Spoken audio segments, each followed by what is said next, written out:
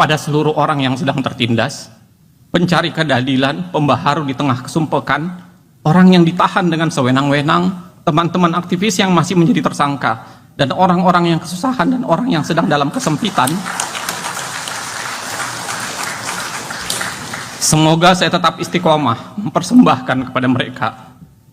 Bagi saya, menjadi profesor itu relatif hanya persoalan administratif, tapi memiliki sikap dan kiprah intelektual dan tanggung jawab sebagai seorang profesor sesungguhnya relatif sulit.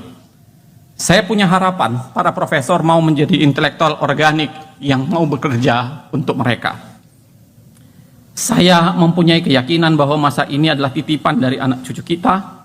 Tanggung jawab kita akan ditagih suatu saat kelak.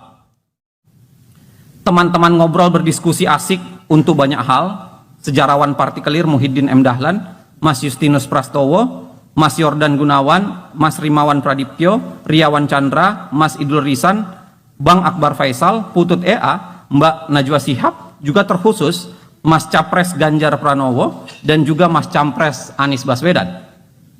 Keduanya sudah berdiskusi bahkan jauh sebelum diajukan sebagai Capres di tahun 2024. Saya menjadi saksi bahwa mereka punya mimpi untuk Indonesia. Karenanya mimpi itu sering ditebarkan dalam diskusi dalam berbagai keadaan.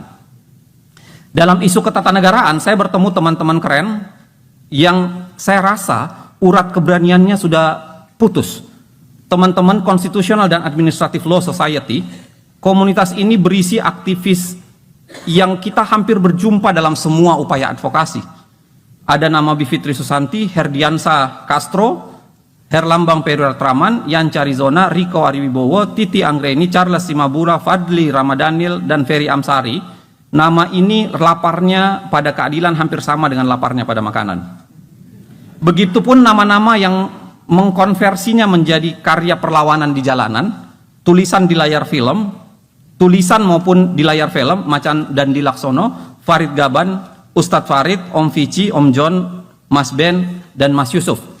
Juga anak-anak muda gila yang banyak menganalisis pendekatan ekonomi politik semacam Bima Yudhistira dan Media Askar. Betapa menyenangkan menjumpai kalian, dan itu membantu saya dalam begitu banyak hal.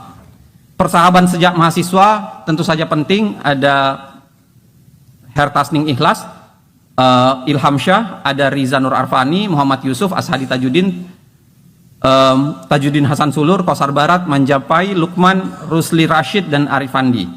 Begitupun teman kuliah di FH UGM, ada Mas Erta, ada Mas Henry, Mas Ari, Mas Dede, Mas Ferry, Mas Isharyanto, Mas Dodo, Mbak Vira, Mbak Prita, Mbak Yayu, Mas Joko, dan Mas Casyo, serta nama-nama lainnya yang ketika disebutkan tentu memakan ruang yang cukup panjang.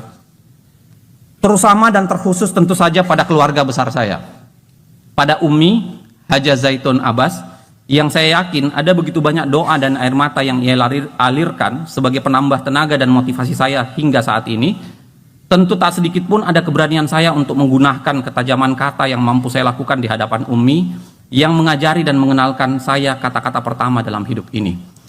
Kepada kakak saya yang tercinta, Dr. Iqbal Mohtar beserta Nurlinda Arsyad, Insinyur Zulfa Mohtar beserta Lotong Makaraka, Insinyur Sulfikal Mohtar dan Sonia Ramadhani, Dr. Zulkifli Mohtar bersama Mutmainda Okabayasi, Dr. Salwa Mohtar bersama Suhair Kalla, Insinyur Zainal Abidin, dan Astuti Tahir.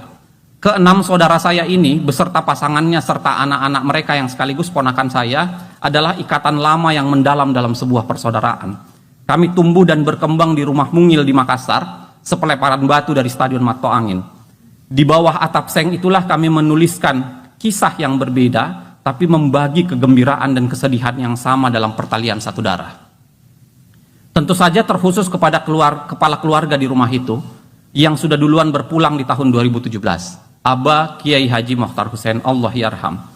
Hampir seluruh kemampuan saya untuk berdiri di atas mimbar, berpidato, menyampaikan lisan dan tulisan adalah hasil didikan dan melihat beliau sebagai penceramah di masjid kota maupun kampung. Juga mengintip beliau mengajar di berbagai universitas dan sekolah. Sesaat sebelum beliau meninggal, ada dua janji yang dia sampaikan. Dia minta saya mengurus buku-buku yang jumlahnya sangat banyak sepeninggal beliau, dan yang kedua dia minta saya untuk menuntaskan global, dan alhamdulillah saya peroleh hari ini.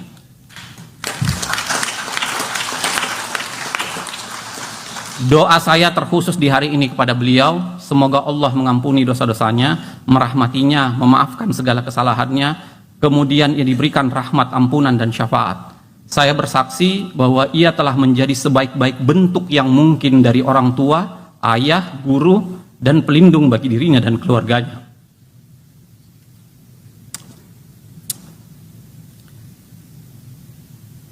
Serta secara khusus saya berikan ucapan terima kasih kepada istri saya, Dr. Gigi Irena Esfandria, dengan berbagai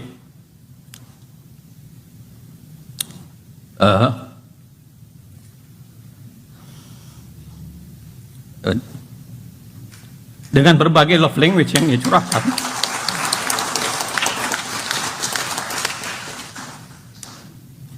Empat malaikat kecil saya sudah mulai mendewasa dan berbaca.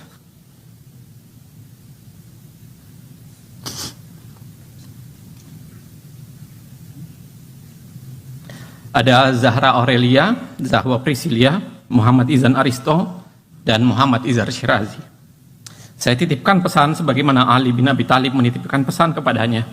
Tiada kekayaan yang lebih utama daripada akal, tiada keadaan yang lebih menyedihkan daripada kebodohan, dan tiada warisan yang lebih baik daripada pendidikan. Tentu saja juga kepada mertua saya, Ibu Kustinah Jailani, ucapan terima kasih yang tak terbatas, yang mungkin tidak mampu saya ucapkan satu persatu di pidato ini.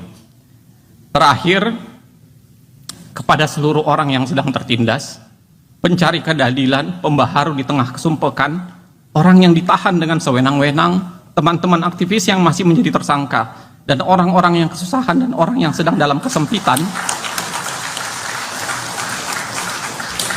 semoga saya tetap istiqomah mempersembahkan kepada mereka. Bagi saya, menjadi profesor itu relatif hanya persoalan administratif, tapi memiliki sikap dan kiprah intelektual dan tanggung jawab sebagai seorang profesor sesungguhnya relatif sulit. Saya punya harapan para profesor mau menjadi intelektual organik yang mau bekerja untuk mereka. Saya mempunyai keyakinan bahwa masa ini adalah titipan dari anak cucu kita. Tanggung jawab kita akan ditagih suatu saat kelak. Karena itulah yang akan menentukan Indonesia menjadi seperti apa suatu saat kelak. Karena kepadanya kita meminta dan kepadanya kita berserah diri. Wallahu muwaffiq ila aqwamit thoriq. Assalamualaikum warahmatullahi wabarakatuh.